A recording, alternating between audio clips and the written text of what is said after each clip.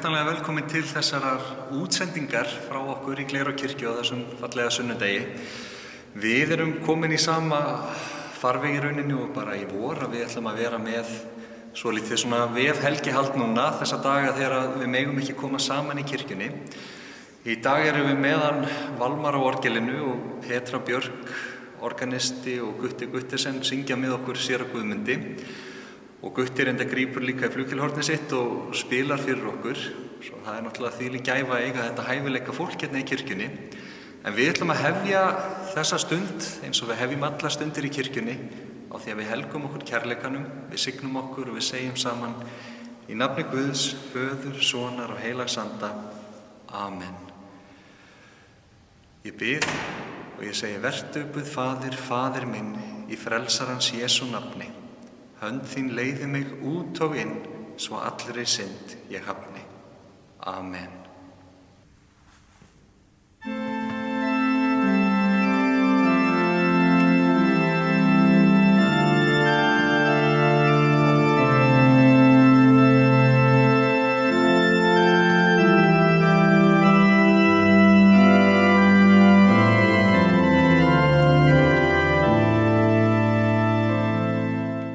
Ritningarlesturinn úr annarri Mósebók.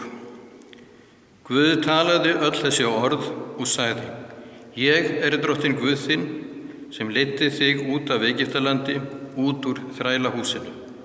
Þú skalt ekki hafa aðra guði en mig. Þú skalt engin líkneski gjöra þér né nokkra mynd af því sem á himnum uppi, eður því sem á jörðu niðri, eður því sem í vötnunum undir jörðinni. Þú skalt ekki tilbiðja þær og ekki dýrka þær, því að ég, drottinn Guð þinn, vandlátur Guð sem vitja misgjöra feðranna á börnunum, já í 3. og 4. lið þeirra sem mig hata. En auðsýni miskunn þúsundum þeirra sem elska mig og varðveita boðorð mín. Þú skalt ekki leggja nafn drottins Guð þíns við hégóma, því að drottinn mun ekki láta þeim óhengt sem leggur nafn hans við hégóma. Minnstu þess að halda hvíldardaginn heilagan, 6 daga skalt þú erfiða og vinna allt þitt verk, en 7. dagurinn hvíldardagur helgaður drottni Guði þínum. Þá skalt þú ekkert verk vinna, ekki sonur þinn eða dóttir þín, þræll þinn eða ambát þín eða skepnur þínar, eða nokkur útlendingur sem hjá þér innan borgarhliða þinna. Því á 6 dögum gjörði drottinn himinn og jörð, hafið og allt sem í þeim og hvíldist 7. daginn. Fyrir því blessaði drottinn hvíldardaginn og helgaði hann. Heiðra föður þinn og móður þína, svo að þú verður langlífur í því landi sem drottinn Guð þinn gefur þér. Þú skalt ekki morð fremja. Þú skalt ekki drýja hór. Þú skalt ekki stela. Þú skalt ekki bera ljúgvitni gegn náunga þínum. Þú skalt ekki girnast hús náunga þíns, þú skalt ekki girnast konu náunga þíns, ekki þræl hans eða ambát, ekki uxa hans eða asna, né nokkuð það sem náungi þinn á. Þannig hljóðar hið heilaga orð. Dýr sé þér drottinn.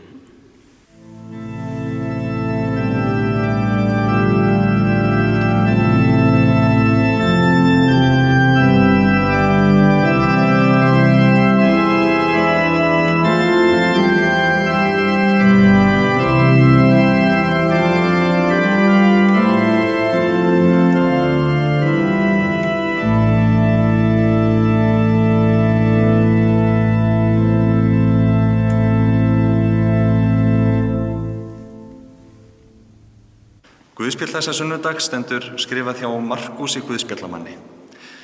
Þá kom til hans fræðimaður einn. Hann hafði hlýtt á orðaskipti þeirra og fann að Jesús hafði svarað þeim vel. Hann spurði: Hvert æðst allra boðorða? Jesús svaraði: Æðst þetta. Heyr Ísrael, drottinn Guð vor, hann einn.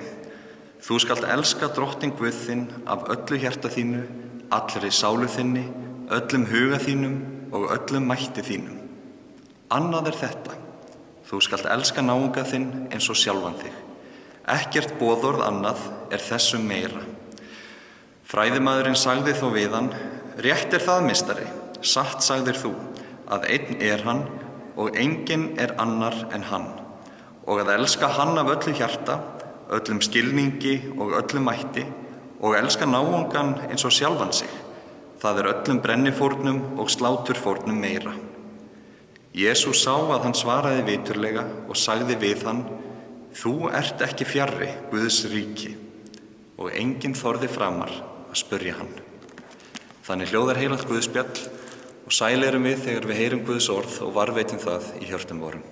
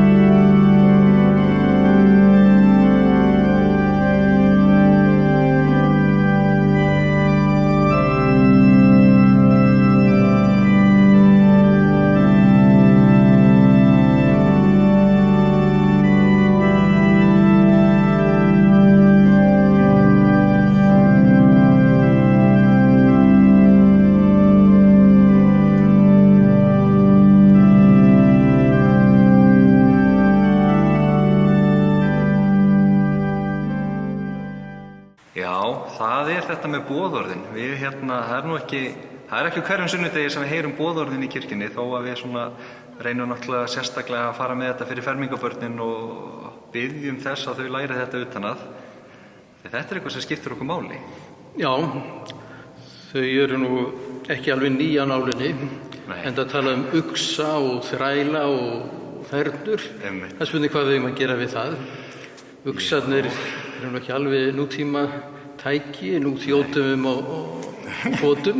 Já, en það samt eins og glíman sem við lendum í þegar við erum að ræða þetta við fermingarbörnin, að þessi gömlu orð og gömlu boðorð, þau hafa samt alveg hellingsgildi fyrir okkur og inn í okkar samfélag, þó að uxarnir séu kannski ekki til staðar hjá okkur núna. Nei, þessi gömlu textar frá tímum Móse og kannski ennþá eldri. En það einhver hugsun hann á bakvið sem ég held að við þurfum að uppgötva, og það að fyrst talað sem sagt eiginlega girndina. Já. Hún nú dálítið sterk. Hún það, og ég held að það sé nú eitthvað sem að flestir þekkja svona í sér, að eina glímunum í lífinu það að til dæmis bara, ef maður finnur fyrir öfund, maður getur lent í því í alls konar aðstæðum, og það kannski á einhverja rót þarna í girndinni, að maður sér eitthvað sem mann langar í sjálfan, maður fer svolítið svona að hugsa út frá sjálfum sér, þetta eitthvað sem ég vantar, þetta eitthvað sem ég vil. Já, en það náttúrulega líka jákvæðlið, ekki sem þessi að lífslöngunin, hún þarna, og mér finnst vera í þessu að við þráum eitthvað, viljum eitthvað, en það orðið girnd þegar við förum yfir einhver ákveðið mörk. Þar koma reglurnar inn. Það það. Og boðorðin náttúrulega, það má svona segja að þau snerti kannski á 3 hlutum, að þau snerta á sambandi okkar við hluti, að við eigum ekki að girnast það sem aðrir eiga. Eða stela, taka frá öðrum. Þau snerta bara sambandi okkar við náungan og samfélagið. Við eigum ekki að fremja morð, við eigum ekki að drífa hór, við eigum að vera trú okkar maka. Við eigum að heyra foreldra okkar. Já, og þá höfum við þetta tvennt, hlutina, veruleika sem blasir við okkur, en þá líka talað samskiptin. Og þetta eins og lífssvið, getur maður sagt, að það eru, eftir þessum skilningi eða biblíunar, þá eru eiginlega 3 svið. Það það sem við sjáum í kringum okkur hlutinir, og það sem við getum ávarpað þú, persónur. En svo það 3. sviðið. Það snýr að Guði. Það Guði nefnilega. Og þessi boðorð, þau dálítið kröftuð, þú átt ekki aðra Guði að hafa. Nei. Og svo gerðar dálítið stórar kröfur til okkar. Einmitt. En það með þessar reglur eins og aðrar, að það alveg til í myndinni að margir horfa á reglur og hugsa strax hvernig kemst ég fram hjá þessu. Hvernig getur maður spilað í kringum reglurnar og við sjáum það til dæmis bara núna með þetta COVID, að það þríeykið að tala um það að fólk eigi ekki að taka reglurnar og finna leiðina í kringum þær, heldur virða þann anda sem í reglunum og þá merkingu sem lögð í þær. Já, og það þessi lífsklíma í rauninni að finna leiðina sem til lífs, sem til gæfu. Já. Og ég held að það sé ekki bara að finna nokkra reglur sem fer eftir prinsip sem fylgir eftir út í ýtrustu æsa, heldur í rauninni að finna gildin sem skipta manni mestu máli. Já. Og þá held ég að koma að fyrsta boðorðinu. Já. Að í því boðorði þá eigum við að treysta á Guð einan. Já. Og hver Guð? Hvað Guð? Það stórt spurt. Jú, en það eins og við sjáum mér finnst það í þessum guðspjallatexta sem við heyrum í dag, að það verið að leiða okkur að því að lífið snýst ekki endilega um það að fylgja reglum. Þetta snýst um þessa innri afstöðu okkar gagnvart lífinu, og Kristur segir þarna stæðsta og æðsta boðið sé það að við elskum Guð og við elskum náungan eins og okkur sjálf.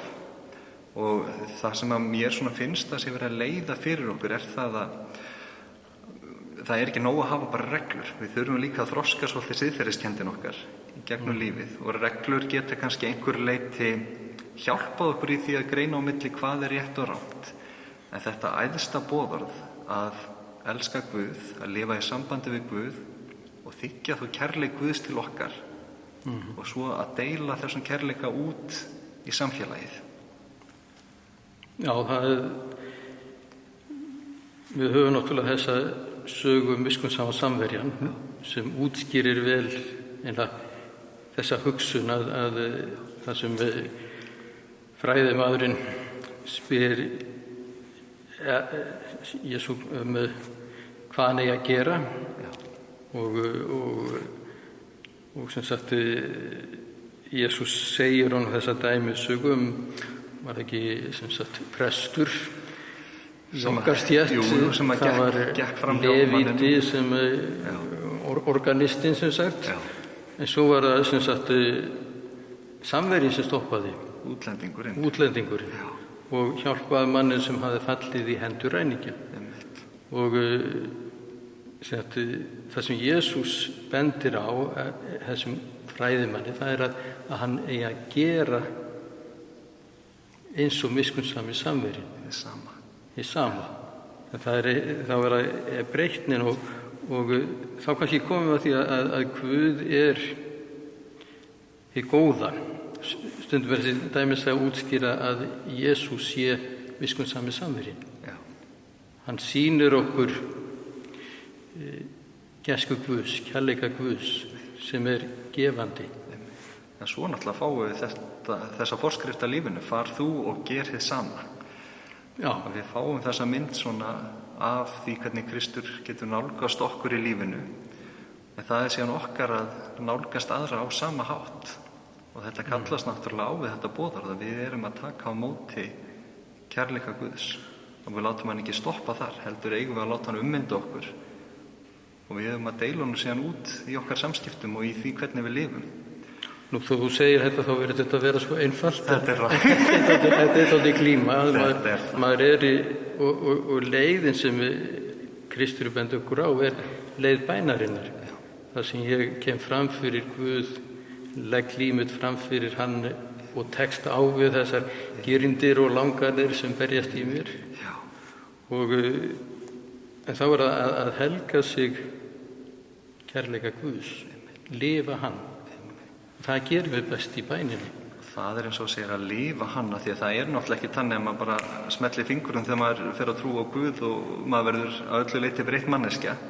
Heldur þetta svona lífsklíman okkar, að í gegnum allt lífið þá erum við að styrkja sambandið okkar við Guð.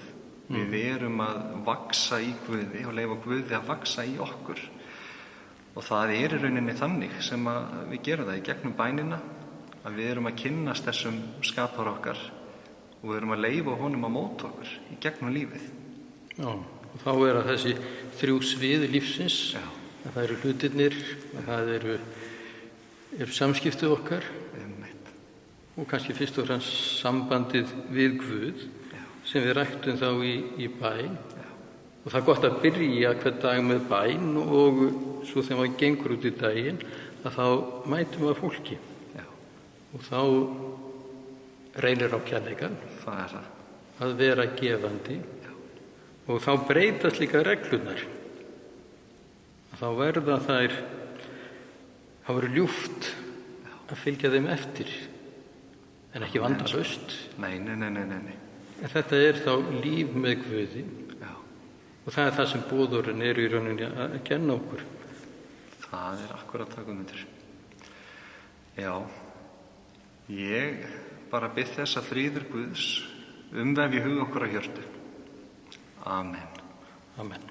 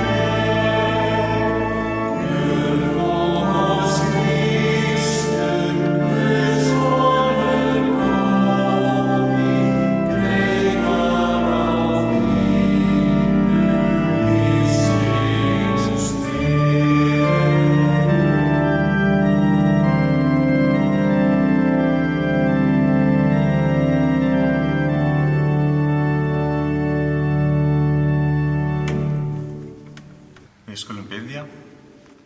Guð hugrekkis, viltu fylgja okkur öllum í gegnum lífið. Viltu styrkja okkur þegar við upplifum vanmátt og gefa okkur kraft til að ná markmiðum okkar. Viltu umvefja okkur kærleika þínum alla daga og hjálpa okkur að halda okkur á veginum sem að þú kenndir. Vegi friðar, kærleika og réttlætis. Fyrir Jesú Krist, drottinn vorn, drottinn, heyr vora bæn.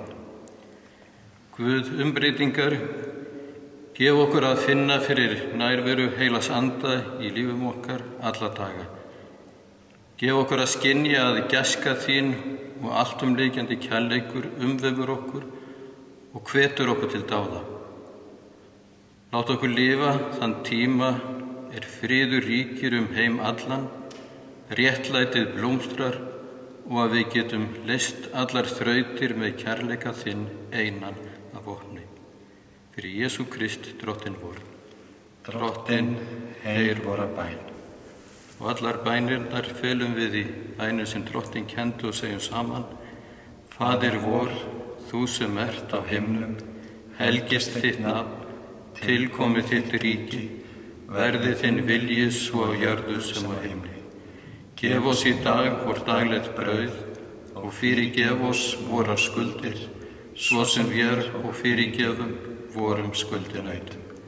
Eigi leið þú oss í freistni, heldur frelsa oss frá illu, því að þitt er ríkið, mátturinn og dýrðin að eilífu. Amen.